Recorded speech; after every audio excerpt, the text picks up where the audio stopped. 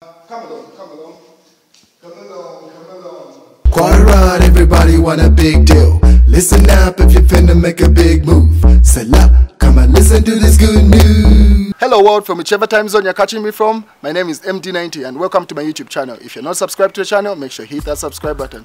Well, from the title of this video, you already know who I'm hosting. I'm hosting the dopest, freshest name in the game, MACKY2. What's up, big bro? I'm good, man. How you doing? Thanks for taking the time to find yourself on my channel. Anytime, man. Anytime. We're just coming from your birthday weekend. This is like the day afterwards. How was your birthday overall? It was great, man. It was great. Received so much love, man. Messages, presents, people just showing up. Yes. Yeah, it was amazing. Yeah, and I was tracking your social feed. Like you could see the love. Like over the years, people are reminding you of classics that you've done in terms of music. Yeah. How's that feeling? Obviously, the hardest part for me, like through the years, is just remaining passionate and hungry for making more music. Yeah. And you know, and because after some time, no matter how inspired you are, after some time it gets boring. It just becomes a routine. It just feels like you've been doing the same thing over and over again. You know what I mean? So for me to still be here, relevant, and still receiving the love that I get is something I never take for granted. To this day now, like you've been in the industry professionally, like how many years now? Like actively mainstream MK? Maybe for 10, 11 years. Whoa! Because like in 2008, that's when I won like my first award for like most controversial video of the year. Yeah. Born and Bred. That was like for a song called This Is Why I'm Hot. Yeah. So I think it's like 10 going to 11 years now. Yeah. Since that award. So for me to still receive awards like 10, 11 years later is amazing. So from when you receive such love from your fan base, where you see like your work has an impact on people, and you can see it not only over a period of time, but you can see that people have appreciated what I've been doing. What's your perspective over that? It's amazing, man. I never take it for granted. Even just, you know, overall, just waking up in the morning is a blessing to people. So because music is like fashion. It's true. There'll always be music trends, you know what I mean, and people will always move on to something that's new. Yeah. It's always more exciting. It's always more refreshing. People can't listen to the same joke twice. Oh, did I heard this before? Yeah, you know, that sort of thing. So for me to still be relevant, it has taken not just people loving what I'm doing or loving me, but also me doing my part, which is working hard or flipping the script to make myself more relevant or more appealing to today's trends. Yes. So it has taken all those things, but it's still amazing. It's still a blessing. I'm still here. Yeah, and you said something about being passionate and being hungry for success. It dwindles after a number of years that you've been doing it. It's like you're just doing everything over and over again. So what keeps you thirsty or hungry for more? Because it seems like if you look at the industry, the Zambian music industry, like pretty much you've hit all the apex goals that you can say, like everything that everyone else has hit, if not more, you've hit that. So what keeps you to say, I want to do music again?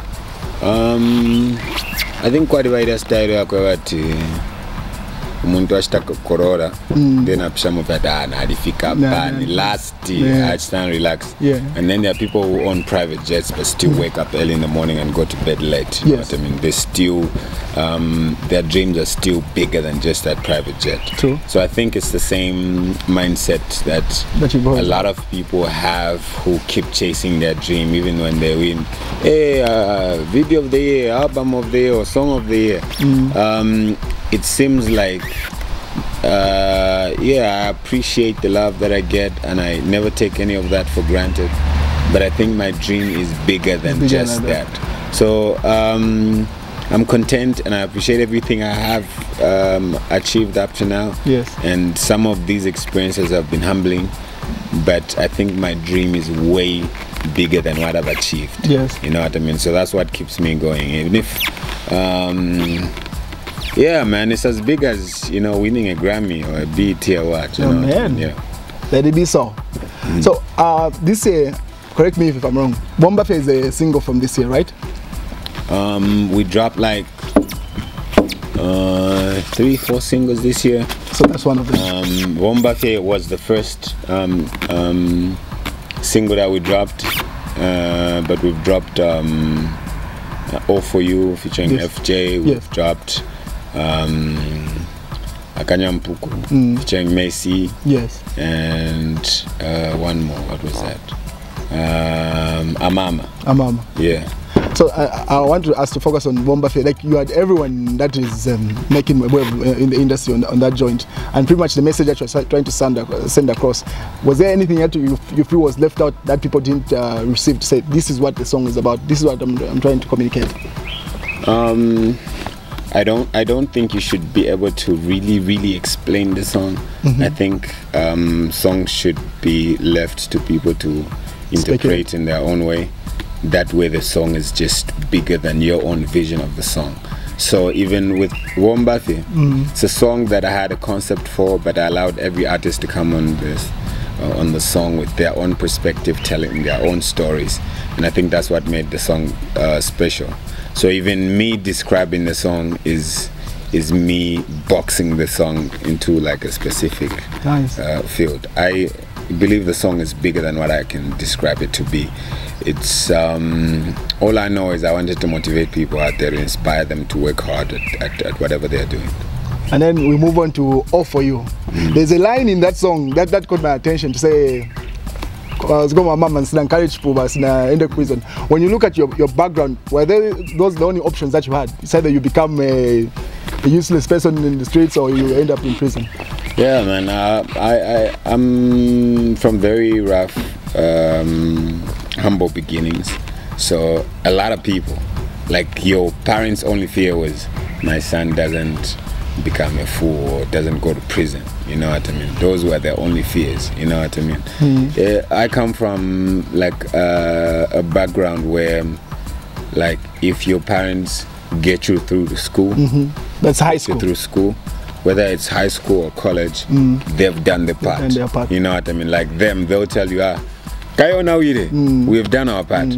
Even for us, like a lot of people who grew up where I grew up, once you just get a job, it almost felt like I've made it, I've done well for myself. But thank God now it's bigger than just that. We have people who want to change the world, who want to inspire our whole nation, who want to do things that will impact generations and generations. And I think that's where I'm at right now. They say for you to stay hungry and want more success, you have to have an example before your eyes to say, I've seen that, I want to attain that. So if you came from such an environment, what gave you that first to say, I want to attain that, I want to get that?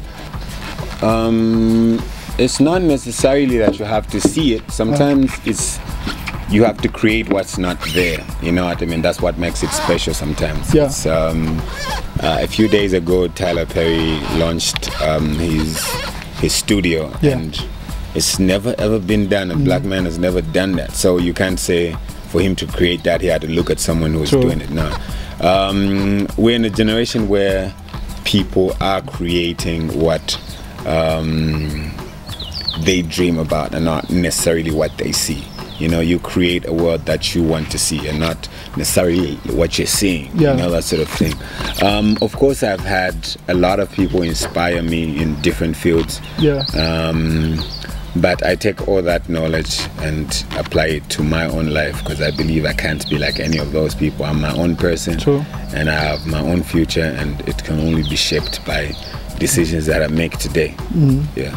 And when we look at All For You, the video itself, like there's a lot of footage of you and your princess, even audios that no one has ever heard of, even a couple of other major artists from the industry. Like, how was it for you to finally to say, okay, I'm ready to put my princess in the public eye like that?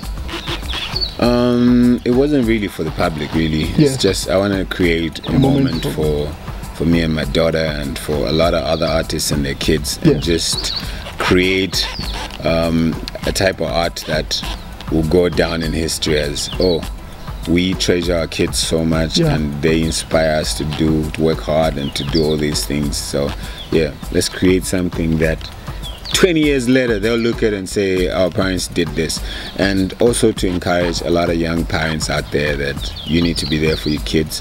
And your kids are eventually going to be who they're going to be because of the decision that you make today, because of the love that they got from you, because the examples that you put in front of them. So, yeah. And then I wanted to dig in. You and Mampy particularly, you seem to have you're no longer just friends. Like there's a that's my sister. The family. How did you meet Mampy? Like your first meeting, your first interaction with Mampy? I think I met Mampy in like 12 years ago, like in 2007. So pretty much around the time that you are active in the industry, getting pretty much the time I was the danger zone times. Yes. Yeah. So her song, her reply song called Wapambali. Wapambali, yes. It was a reply to Nalu's and Ezra's now Wakumbali song, you know. And me and Baska produced that song. Really? Yeah, so that was like the first time I met her. I met her through our CEO at the time was Bayoka. Yeah, Mr. Yoks. And yeah, from that moment onwards, she's always been there for me. And when she needs me, I'm always there for her. She's just this person. She's just a cool, all-rounded person. Not just a great artist, but a great person. So you've taken me back to the Danger Zone times. Pretty much like all the artists, your intake of that time when Danger Zone was making a wave. How easy was it for you to hit Lusaka? In as much as you guys were making a wave on the Copper Belt, like how was that crop? You, Dandy Crazy, and everyone else. How easy was it for you to come to the capital? First of all, it wasn't easy at all. Easy shouldn't even be in the conversation here, because at that particular time, the only radio station on the Copper Belt was Ichenger, you know, that sort of thing. Catholic radio station. Yeah, no TV station. No, this is before Facebook blew up. This is before Instagram. This is before YouTube really blew up and stuff. So this is like a time when people solely dependent on TV and radio to push things, you know, that sort of thing. And the only people who really blowing up from where we were, that's Angola, were Glorious Band. Those were like the biggest artists that you'd see. Of course, we had artists like Love Dog. Yes. Oh, Love Dog wasn't part of your team? No. Love Dog was with Blazer.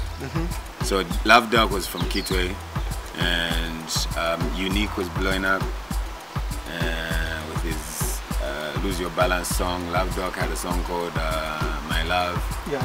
You know, we had a lot of a few other artists blowing up from Kitwe. Yes. And FM was from Karalushi. Yes. But working from Kitwe, it's been. Yeah. So anyway, in Chingola, the only people that would really see this they were big. They were big. Before social media, where you could literally see like, a Glorious Band, you know. So from your team, who was the first person to hit the wave that you said this guy has gone through? Of course, like my first studio recording was like in 2002. Yeah. So for me to by the time I was getting to like 2007, 2006, I had been recording for years, you know what I mean? And I already had to my joints like there was a song called Too Hot for TV Takeover. There's another one called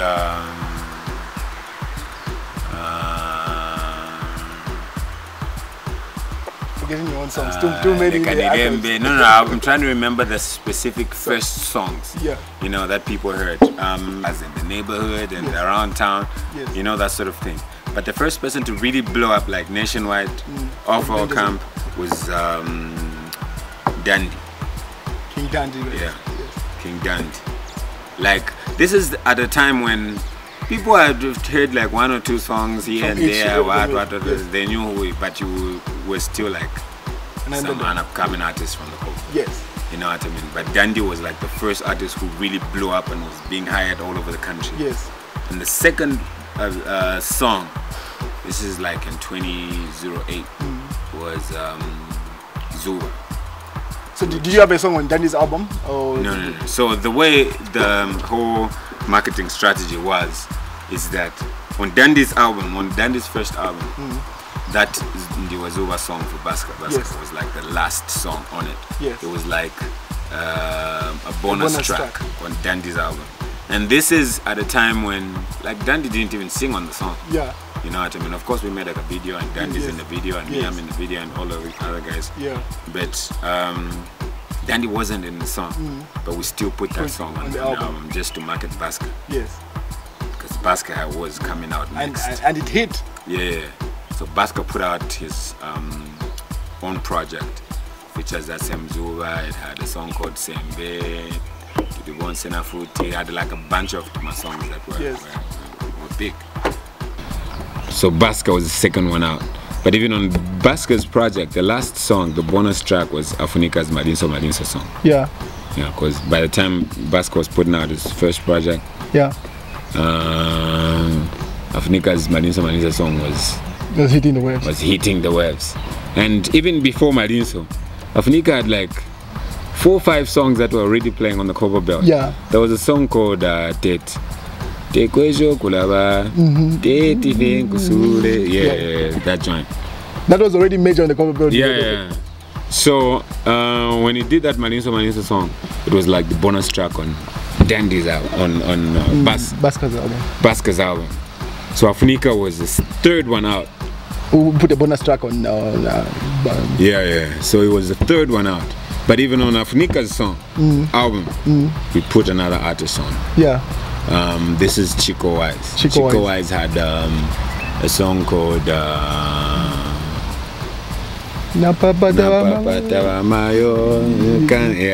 was the bonus song on Afunika's.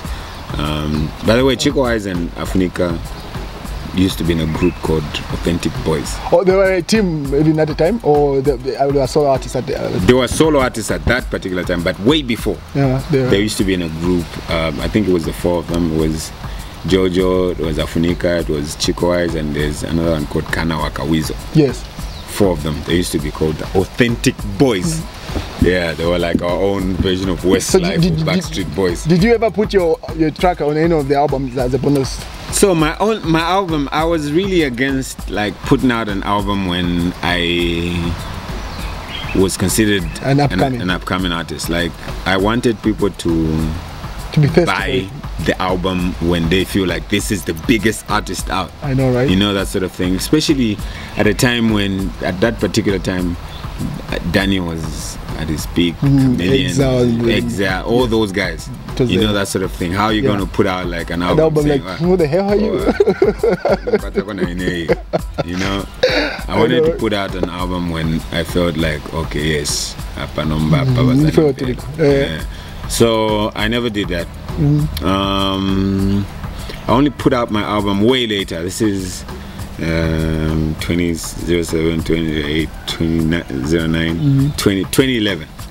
That's when I put out my first album. First project. Yeah, and at that particular point, that's why my first project has got songs like Feeling in Dimpondo, Monafefwan. It had like almost every song on the album was like songs that people knew. Yeah. So like when you were starting out, you did a lot of multitasking. From my understanding, you used to do your own videos, like working on your own videos. You used to sound engineer your own tracks. Yeah. And you used to sing and rap on your own music. And coming out, like your intro itself, like the dopest, freshest name in the game, MACKY2, Flavor Boy. Like, how has your confidence helped you to get where you are right now? A lot of us, you know, like a lot of us, it was really the ignorance that really helped us. You know, a lot of people say knowledge is power, and there's truth to that, but sometimes you not knowing means you think as authentic and as organic as possible. Like you be original because you don't know anything else. Yes. Yeah, and if that is mixed with a lot of confidence and just belief in yourself, you're explosive, you know. J-Max's first song that I ever heard from J-Max, a song that really convinced me, like, this is a super dope producer. Yes. Or a song where he says, upcoming at the powerful, you know, and I really believe that. Because once you're an upcoming artist who, you have no limits. People don't put you in any box. People don't expect anything from you. Experiment with. Yeah.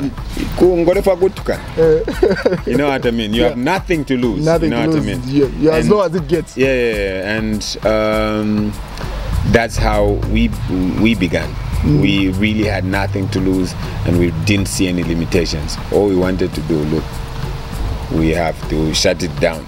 Another thing is that you've called a lot of artists to say, co-signed, let me say, you've co-signed a lot of artists to say, one of them is being your young brother.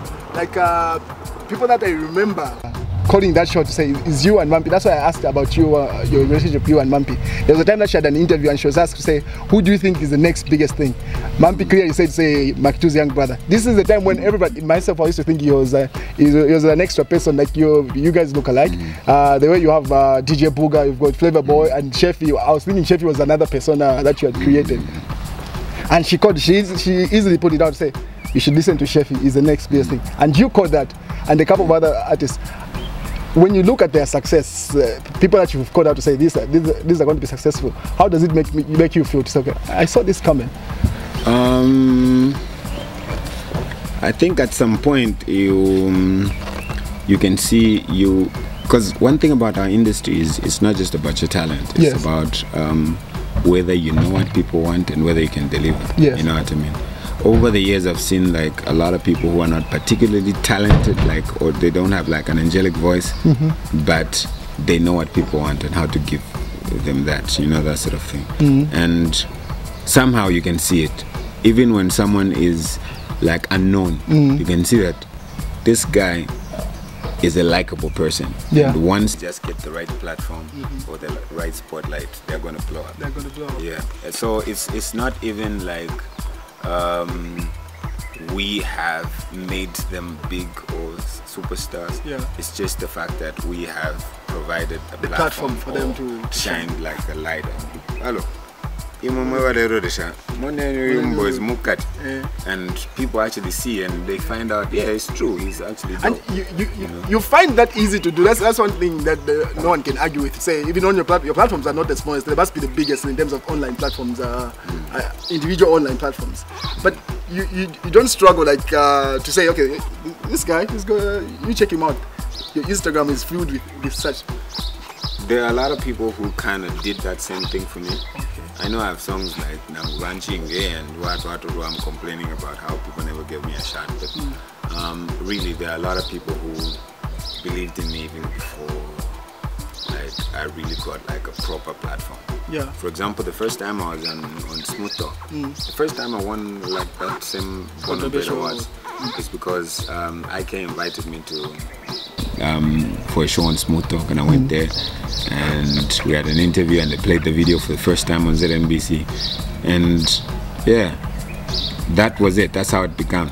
The first time I was ever on like on FM is through Peterson, who just believed in my music so much and introduced me to a guy called Spencer.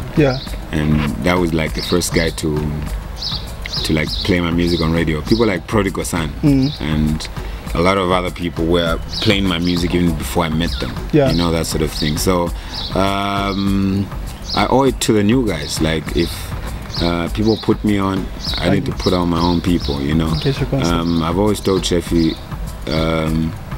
he needs to find someone who's going to be bigger than him. Like that's the only way you succeed.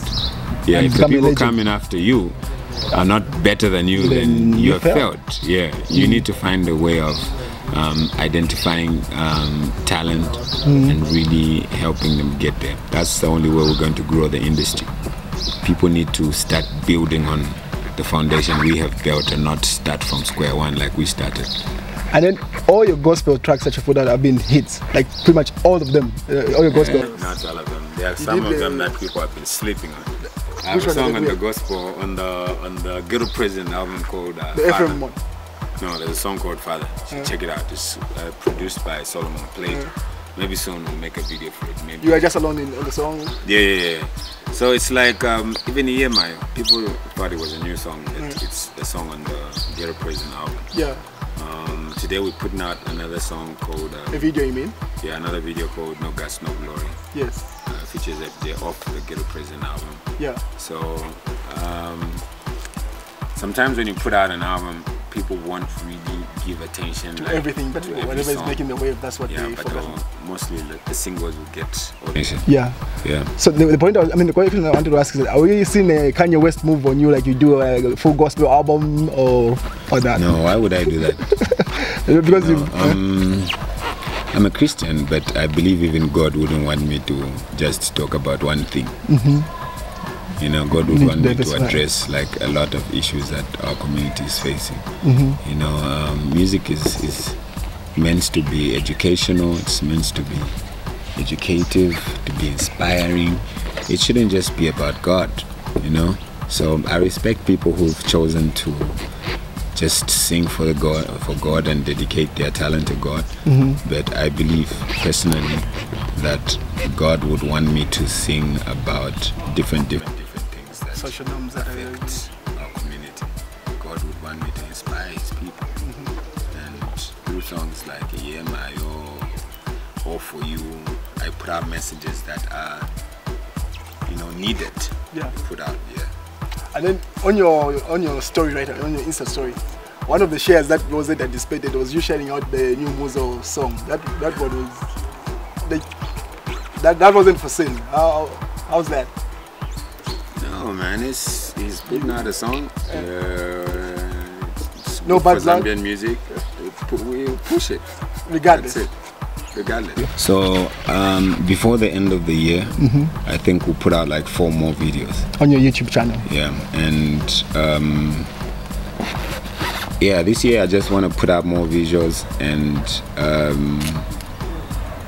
see if we can put out 2 more songs. If I have another song with Your Maps, we're shooting a video for it. You should look out for it. But yeah.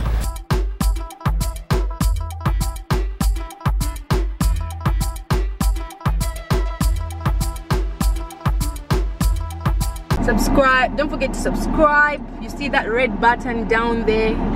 That same red one, click it.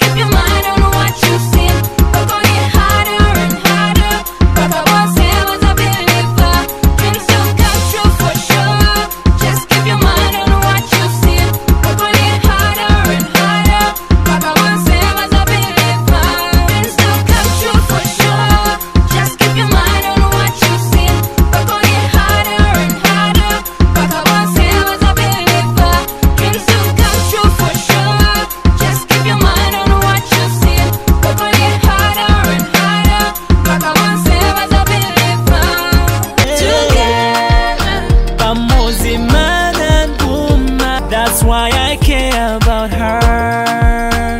Oh yes I care.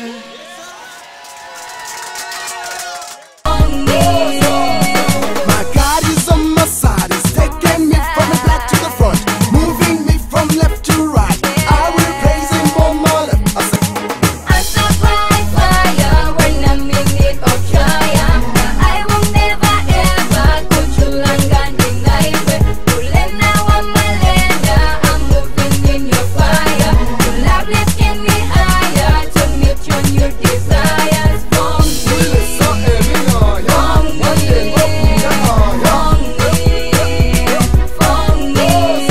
I'm heavenly minded. What up? I'm a 90s baby. I'm heavenly minded. What up? I'm a 90s baby. Born 990, Holy Ghost filled, you will sing on the cut. I live the high life cause I'm heavenly minded. Hold up, I'm a 90s baby. Young fly, said, young fly, said.